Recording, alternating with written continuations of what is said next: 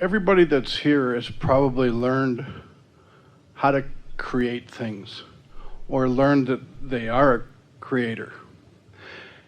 And I find that, well, the other day, it was so simple. I needed a certain sum of money to pay a bill, and I had no idea where it was coming from. It was a lighthearted kind of moment. I was driving down the road, and I had a thought, I need to call so-and-so, which is a customer of mine. And so I did. I just acknowledged the need to make the phone call. I made the phone call, and the gentleman wanted to spend a significant sum of money more than what I needed that moment. And I deviated from my route where I was going to go. I met with the gentleman, and he wrote us a check for exactly the amount of money that I needed at that moment.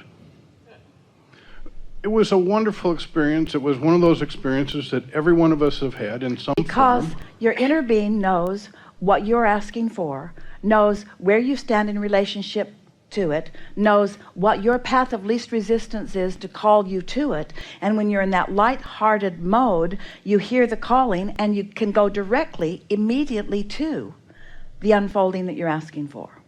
That's just how it is. The cool part about it was not the dollar value.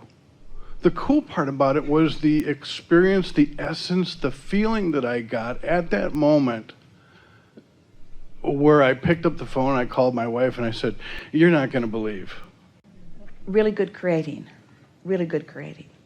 There is a feeling of surprise and delight in it.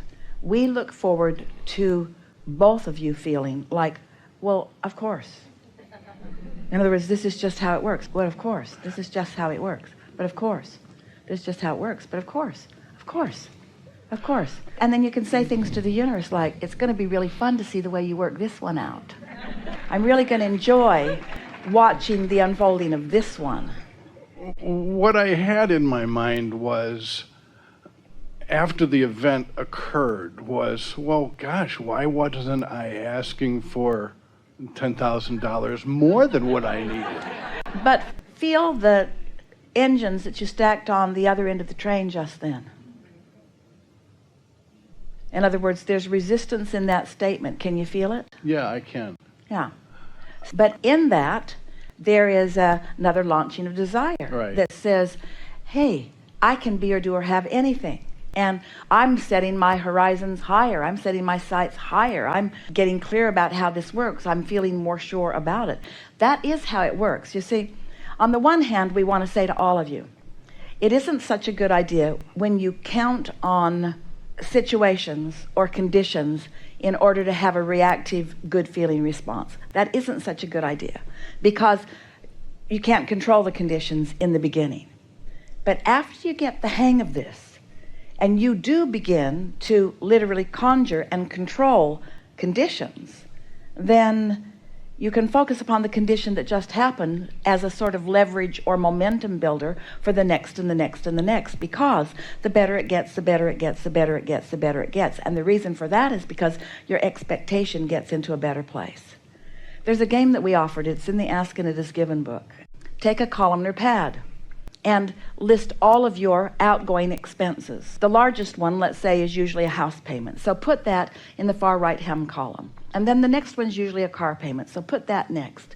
And then insurance or whatever your obligations are monthly. Just lay them out across this columnar pad with the biggest one on the far right and the smallest one on the far left. The smallest one like the cable or the paper that's being delivered, whatever it is, lay them all out and then look at it in a sort of understanding of where you're at financially. It's a sort of recognition of what currently is. And then make a statement to yourself that says, I'm going to do my best to keep my commitments to all of these contracts that I've signed.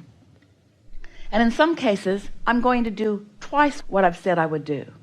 So then, as the bills come, pay them and indicate that you've paid them in some way. Check them off, put a happy face, whatever you want. But as you pay them each month, make the indication that you've done it. Don't keep a running balance. Just keep track of what your monthly commitment is. And on the smallest one, if you can, pay it twice.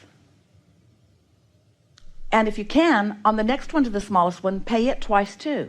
So now you're saying, not only am I prosperous enough to do what I said I would do, in some cases I'm doing double what I said I would do. And what you'll notice is that in a very short period of time, this far left column will evaporate altogether. In other words, that may be something. For one person, when they were playing the game, it was a bicycle that they had purchased at Sears. And it wasn't very long before that payment was gone, and then the next column too.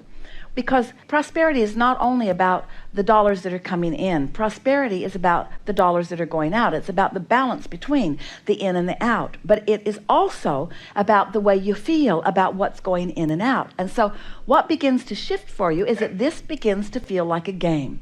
People said to us, I'm actually, instead of dreading going to the mailbox to see what's there, I'm eager to see what's in there so that I can apply it to this game. People began paying their bills not when they were due, but when they first came, because the game became fun. And in a very short period of time, several of them became, wait for it, drum roll please, debt-free. In a very short period of time, because the game, because you feel lighthearted about it, the universe will respond to your playful game so quickly, and it will not respond to your prayerful needs. It's responding to the way you feel, you see. And so if you make a game of it, you let the money in. If you are all serious and worried about it, you hold the money out.